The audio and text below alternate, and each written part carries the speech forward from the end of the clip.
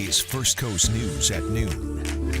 A surprise witness takes the stand in the trial of former Navy Captain John Nettleton. Good afternoon, I'm Katie Jeffries. Attorneys for the former Gitmo Naval Base Commander John Nettleton revealed the witness today. The woman they say was the last person to see Chris Tur alive. Now, Tur, a civilian contractor at Gitmo, went missing in January of 2015 after a bloody fistfight with Captain Nettleton. Now, Tur was later found floating in Guantanamo Bay. Until now, Nettleton was believed to be the last person to see Tur alive. So Nettleton is being charged with obstructing justice for failing to tell investigators about the fight or that he'd had an affair with Tur's wife.